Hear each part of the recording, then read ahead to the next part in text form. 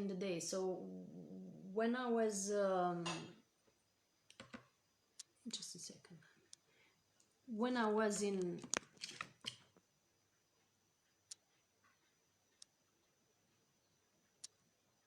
my management years, you know, selfless service was not something I was educated in.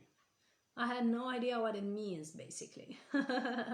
I didn't know how to do stuff at my job just because I liked it. Because the whole job education that I've got was that the job is supposed to be for profit. How much money you're making out of it. And, you know, how much safety and dividends of all kinds is it bringing to you. That's all I knew to think about. And I know many people now in the corporate world are still in that educated in that way and are still viewing their job in that way. You know, your family probably has taught you already that you have to be a doctor or an engineer or IT person to be important or to be regarded as someone that is worthy or of being esteemed. Really important, the word esteemed. You have been taught that a career is only valuable if it offers you high-ranked position where people appreciate and recognize you. Type yes if you're resonating. And that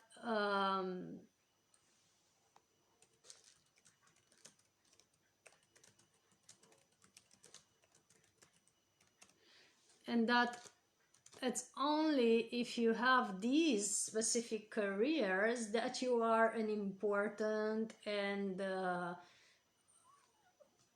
trustworthy person. You have also been taught, especially in our country, because I know our country and I know the generations that got this education. In my generation and 2 or 3 generations before it, as people started to move from the countryside to the city more and more, you are only valuable and well regarded if you had these types of career that I just spoke about, right?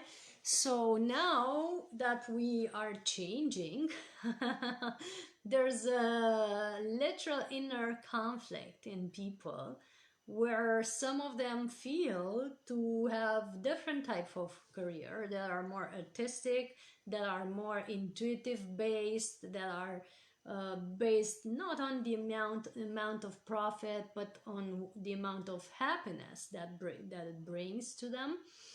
And there's this conflict between the heart goal of doing things that are in alignment with your soul and that bring you joy, and doing the things that are in alignment with your profit goals or your family goals of your parents or the goals of how many generations before you, right?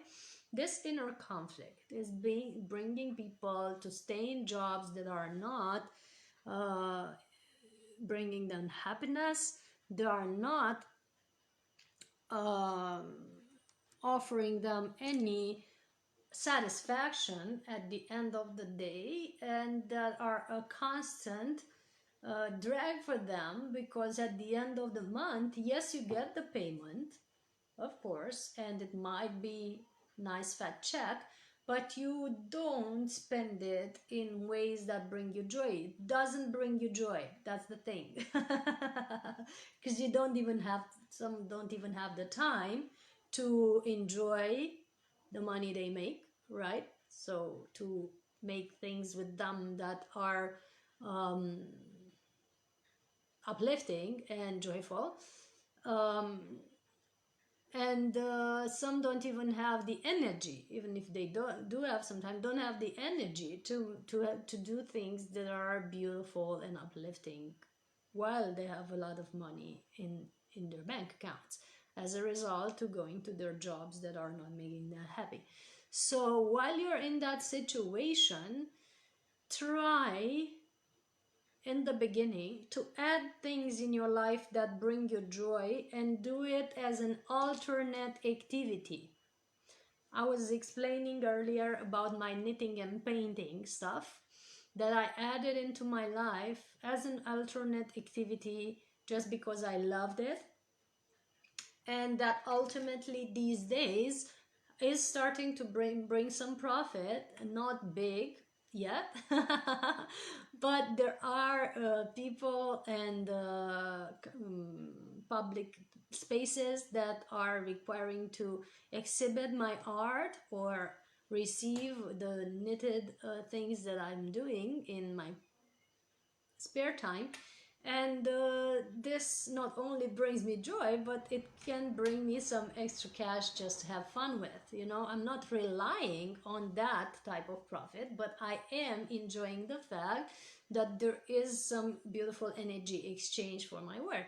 Also, with this work that has been going on now for 12 years, I am enjoying it. As you see, I am having a state of joy while having my classes and also in my healing sessions as well. But and it is a good way of also supporting. But I've always in the beginning started it for the joy of it and for the things that it was teaching me. You know, all these classes that you see behind me have taught me how to do my job, but essentially it is my job that helped me evolve as a human and as a spirit, right?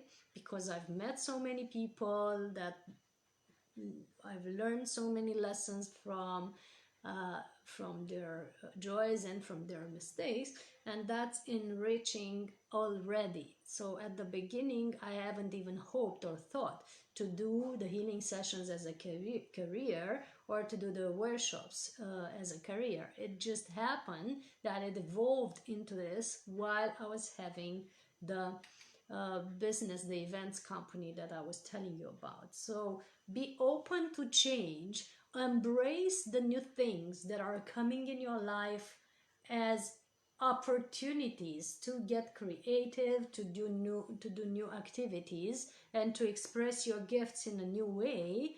And as you're embracing them and doing them with a state of joy and pleasure and upliftment, you might even turn it into profit just for the you know, for the doing it for the fun of it, but turning it into profit for the sake of you being balanced with the people benefiting from it, you know. And also in spiritual work or work that has a spiritual development component like the one we're doing here and the healing sessions that so many are doing, there's this tradition in certain cultures, religious cultures especially, that kind of teaches people that it is not okay to, you know, ask for money if you're spiritual. But think about the richness of all the churches that receive so many donations, and think about the richness of all the popes and priests into the world. And you'll see that, you know, it's okay to be spiritual and have some extra cash with it. We're not detangling a spiritual program.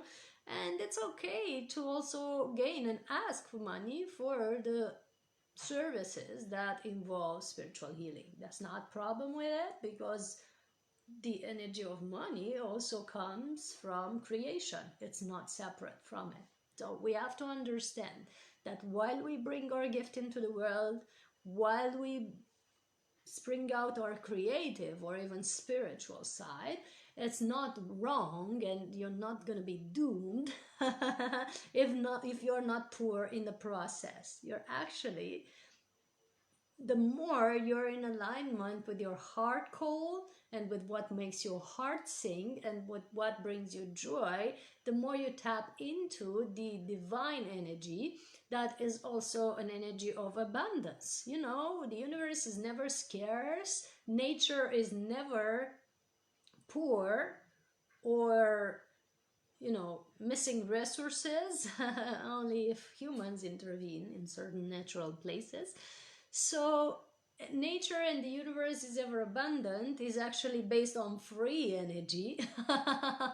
So if you tap into that energy, you're ever abundant yourself. And the way to tap into it is making what you makes your heart sing, tapping into your creative side, encouraging the projects or endeavors that switch you from your logical to your intuitive hemisphere, from your masculine driven to your creative driven side, because this is the energy coming into the planet more and more now, and it's time to embrace it. This is the ultimate change that we're talking about. You know, we've named this webinar How to Profit in Times of Change. Yes, we've spoken about the social changes, and they are really important and poignant these days, but there's also spiritual, energetic changes that have the social changes as a result. And the main energetic change on the planet right now is the shift from the masculine driven society dynamics to the feminine creative driven society dynamics, where we do what we feel instead of doing what we think. I'm not talking, however, about feminism and matriarchy. We have to pay attention to that. I'm not encouraging feminism at all. I am encouraging feminine energy, because that's the flowing, intuitive, creative, spiritual, in the moment energy. And from that, while tapping into it, you can create new things, you can bring new things into the world, and these new things can be turned into profit and into abundance. And that's part of embracing the change. Part of embracing the change is also joining this full webinar for those of you on Facebook.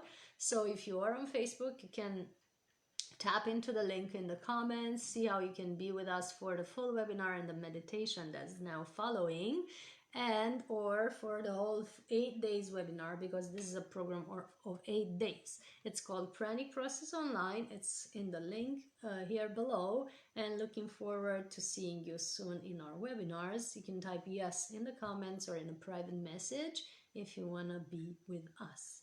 Big hugs, many blessings. See you soon.